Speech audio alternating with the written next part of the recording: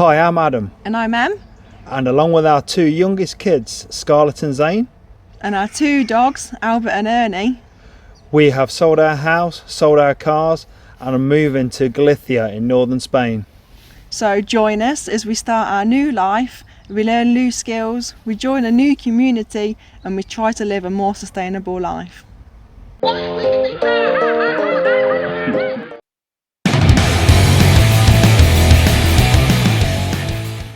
It's an ongoing debate in our house whether or not we're trying to take too many of our belongings with us to Spain. We had a massive sort out of all of our stuff in February when we moved out of our house, and we got rid of an unreal amount of crap that we just seem to have accumulated over the last 18 years. However, having spent the last nearly 7 months in a motorhome without any of these possessions, it seemed kind of crazy to me that we were storing it and transporting it all when clearly we didn't need it. Another thought that we had was that the container is approximately 44 cubic metres, whereas the two vans that will move everything is only a total of about 34, and would it all physically fit? It was fairly rammed full already, and we have 4 bikes as well as some other stuff that needs to go in it before we go, because we're not going to be able to fit it in the transporter when we actually physically go next week. So on one of the hottest days for a while, and also while I felt incredibly poorly and not physically capable of doing very much, we decided to completely empty the container of most of our things and have a complete and utter sort out of it all. We have to keep a list of what's in all of the boxes for customs at the border, so we knew roughly what was in each box. The boys brought them all out while I cross-referenced, and we made quick decisions about whether it was firstly stuff we actually wanted at all, and secondly whether it was stuff we wanted before October-November time, which is when we think we'll get it out to us. Unfortunately, we didn't actually manage to get rid of that much, but it wasn't a complete pointless exercise, as in doing so we've actually restacked the boxes a lot neater, and it turns out we had more room than we thought we had. I'm still not entirely sure we need it all, but maybe once I'm back inside a big house, I'll completely change my mind again.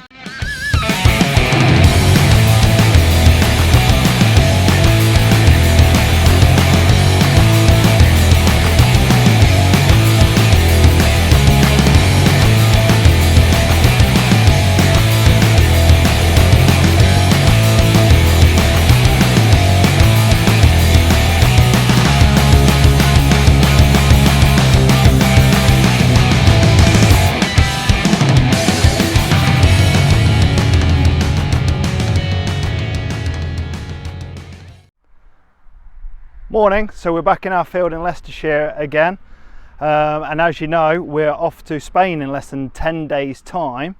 So we thought we'd give you a quick tour of the camper van that we've been living in for the last 7 months since we sold our house.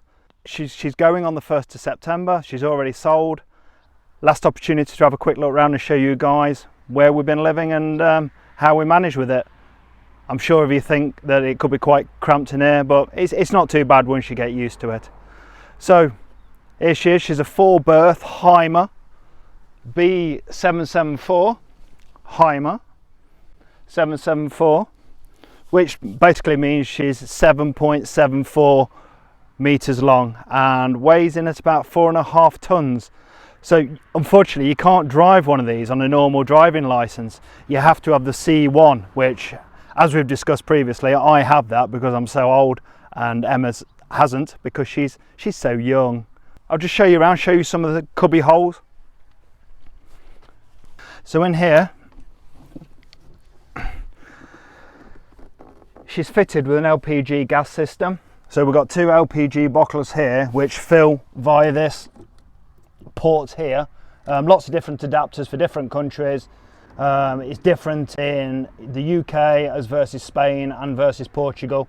I'm not sure about France because we never filled up in France, but since we've been living in this for 7 months now, we've filled these up 3 times, I think. Yeah, we've filled these up 3 times, so costs about 25-30 quid to fill them up. It's less than £1 a litre to fill them up, and that heats the water when we're off grid.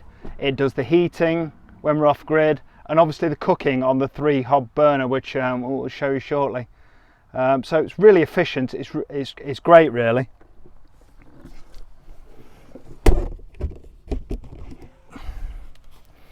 Next, we've got another little cubby here. just storage space. In here we store all the electrical stuff for when for our hook up on the electric. So yeah, another little storage space. So here's the electric port. So this is for when we're on site where we've got electricity. So 240 or 230, whatever it is nowadays. Yeah, we try and get the sites with electricity. Obviously we're remote working and the kids are being homeschooled, so having a fully charged computer all the time, we do drain the batteries quite quickly if we are off grid. Next one's the garage. It's just full of crap really, loads of rubbish. So that goes all the way across and out the other side of the van, so it's the full width. So this is the main storage compartment where we're storing stuff that we're not using all the time. Then around the back we've got a 4-rack bike rack which we put on there, and here's all our bikes. They go on that rack when we're on the move. We didn't realise when we bought the van that it actually has a rack already on it, and we didn't realise that until we were perhaps 3 months into the trip. We're in Portugal and we got stuck in some sand on the site, and I was actually underneath the van trying to sort out getting us free. This part here, you can't really see, it's obscured by the bikes, but this part here above the moustache, the kids call this the moustache, that actually pulls all the way out and you can put your bikes on it. We didn't realise that, we didn't know. I'd only seen it because I was under the van having a look, and I thought, oh, what's all this here? So I actually pulled it out. So we spent about 300 quid on this, wasted money really, because we could have just used this, but we didn't know. The guy who sold it to us never mentioned it. There we go, you live and learn, don't you? Ladders to access the roof, for cleaning purposes really. We have to go up there occasionally. There's a solar panel up there which keeps the leisure batteries topped up, not on electricity from the side. Yeah, for when we're off grid. We've managed a couple of days being off grid, but you get restricted with the amount of water we can hold and the amount of our toilet cassette gets filled up, nice, and also our grey water which we have to get off. So when we talk about grey water, we're talking about stuff that comes down the sink. So if you have a shower in there or you're doing the washing up, you have to collect that grey water. You can't just let it run all over the place. So again, we're restricted by that. So just quickly around the back, I'm not sure how good a view this is going to be because we're down the side of the van and it's a bit dark. So this is the other side of the garage. It comes all the way through. This is the grey water. This is where the grey water comes out. As you can see, we're collecting it at the minute, so we don't have to keep moving the van down to empty it. So as soon as that's full, we go and empty it. This is an outdoor shower. Works straight off the boiler. The boiler's on the other side here, underneath one of the beds. This is an outdoor shower. This is the vent for the boiler for when it's on gas. So that's the vent for that. This is the, don't know if you want to look in here. This is where all the poo is. The cassette's in here. So when you go for a poo and a wee during the night, that's where it goes. We have a no poo policy in the van unless it's an absolute emergency. Obviously wees during the night. No poo policy. This is the water. So this is where the fresh water goes in. I suppose in theory this is the drinking water, but we don't drink out of it. We don't know how clean that tank is. It must be really difficult to keep them clean. So we just use this water for showers and washing up. Another little cubby, just to store a little storage cubby. So one of the nice things about the camper van, and you get these on lots of, well, I think all Hymers and all big motorhomes like this, is this sun canopy that comes out. So I'll just give you a quick demo of that. Windy stick, which is a technical term.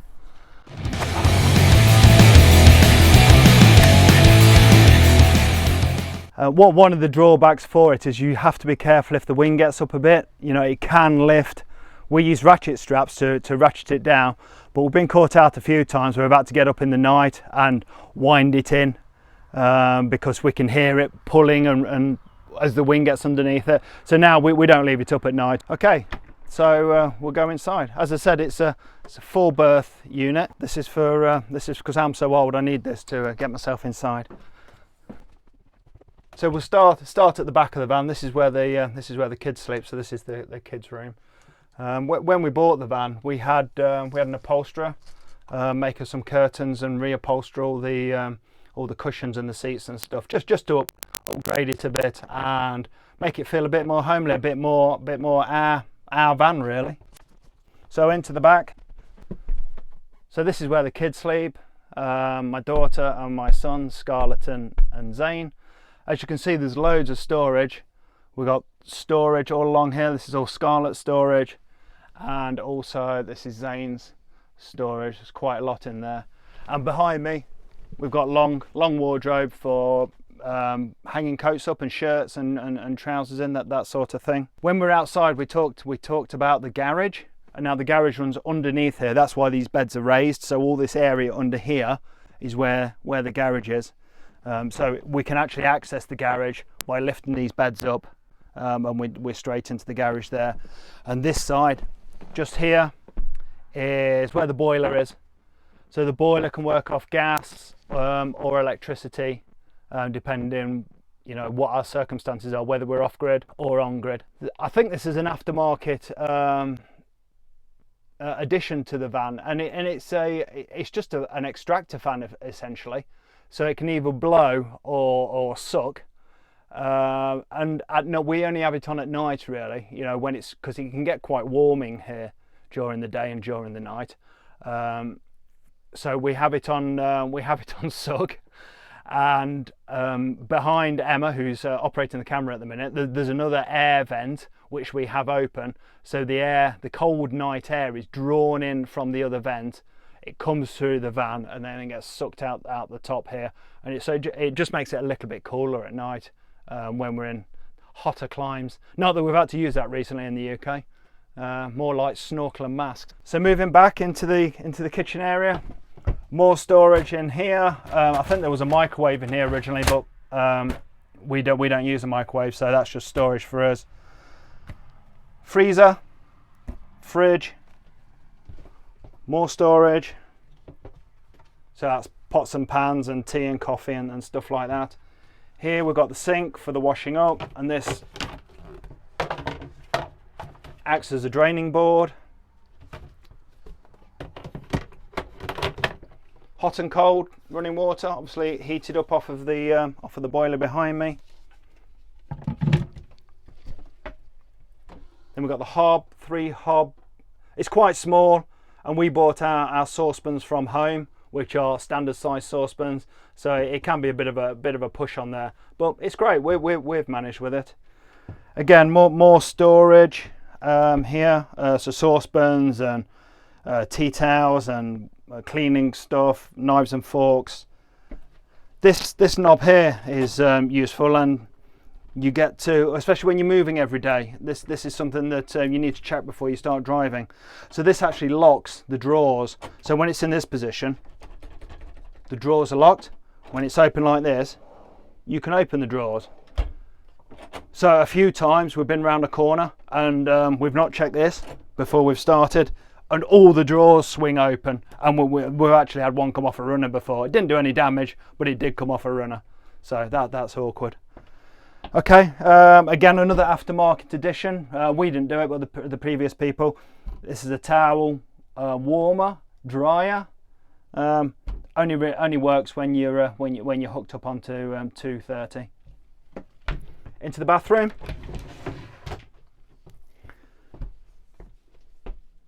So as you can see, we've got a sink and a cassette toilet. On the other side, we have a shower unit, which is not too bad actually. It's fairly decent. We don't use it very often because, again, we like to go on sites where they've got showers in there. But we have used it, and it does the job. We'll empty a tank of water very quickly though. Very quickly. So that's the toilet, etc.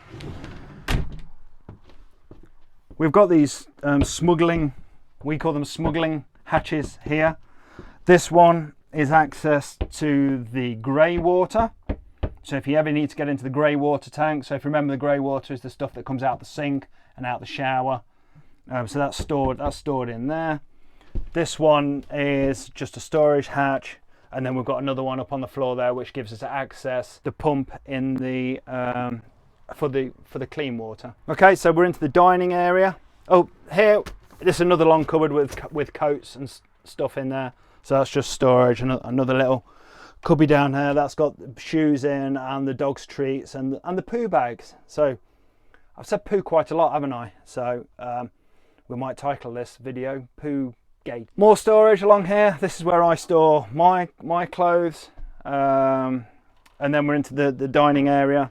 So I suppose in theory you could sit 4 people around there. It would be an absolute squash, but yeah, this is the table. The table slides backwards and forwards to suit, and this is the vent we were talking about earlier. So these close up. There's a fly screen which we generally have shut during the day, and then in the evenings there's the blind to completely shut it off from the outside, and the vent just opens by this this windy thing. Again, another sofa here, more storage. That's where Emma keeps all of her clothes. And under these seats again is more storage, so we keep some food in there, some long-term food that we're not accessing all the time, but we just need perhaps once or twice a week, and other storage underneath there. As you can see, this is the main bedroom. The main bedroom. So she's, ooh, there's a wasp. I've already been stung today once, I don't want to be stung again. Yep, so this is the wasp, and these are the curtains that we had fitted. So the curtains pull back.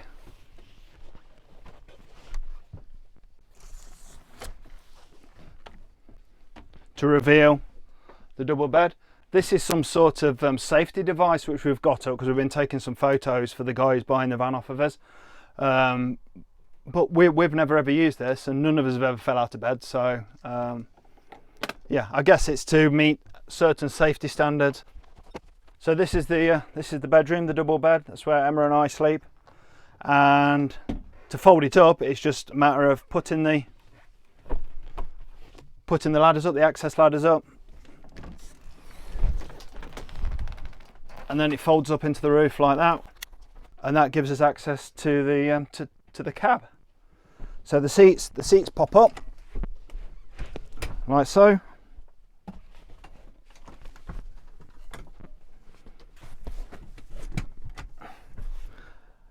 So these are the captain's seats. Very comfortable. And again, we had these reupholstered as well. And this is what it looks like when we're driving. Okay, so we're here with the armrests, and away we go. And then at night when we pull up, these seats will swivel around like so, and this one does the same. So, and obviously this comes across so you can sit and eat your dinner. There's a TV, and we don't use it very often, which is linked up to a satellite dish up on the roof. In France, we actually drove off with the satellite dish still up. I'm not sure that should happen as a safety feature, but we did. We didn't realise until we were going down a lane with low-hanging branches, and we could hear this constant bang, bang, bang, ping, ping, ping, and then we realised the satellite dish was down, so we had to stop and put that up. So we have electrical points in here, which are the European two-pronged ones. So we've got a socket here and a socket just here, and the kids have got one up in their bedroom. But also, again, the guys who owned this before, they've rigged up some 240. So there's a multi-socket there, which we plug our computers and phones in to charge. And there's another one behind that curtain just there. There's also a 12-volt system. So as you can see, there's these little units dotted all around the place for charging phones. But when you're off grid and all you've got is you've only got 12 volt off the leisure battery. So this is the controls for the heating and the hot water. So again, you can have it on gas only, or electric only, or there's a boost option where it's on gas and electric, which is great. We used that when we came over the Pyrenees one night, and it was really cold, and we just wanted to get some heat into the van. So we used the electric and the gas at the same time. Gives you a quick boost. If you're on electric, then you switch it back to electric. And here, this controls the heat of the, this is like a thermostat, a room thermostat. So it controls the heat of how warm it is in here. And whether you're just heating water, or whether you're heating, just heating, or whether you're doing both. There's another little switch here. You can't, I don't know if you can see it. Not got a clue what that is. We've never figured out what it does. So we just keep it turned off. The heating system is a blown air system. So underneath all these units, there's ducting. I don't know, probably 3 inch ducting that runs through, and you can see access where the hot air blows out here. And there's one in the bathroom, and there's a couple down this end. It can get really warm in here if you get it really cranked up. So that's it. That's the tour of the camper van. It's been our home for the last 7 months.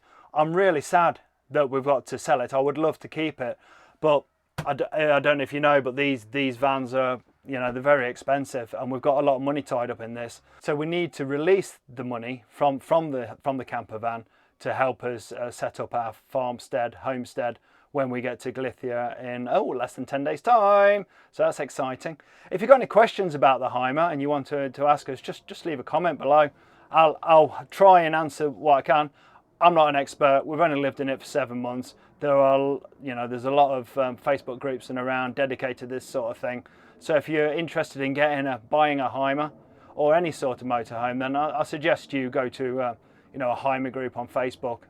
Guys on there really knowledgeable about stuff, and they've helped us out a couple of times. So that's it for the tour of the van. If you've got any questions, drop us a note. Bye.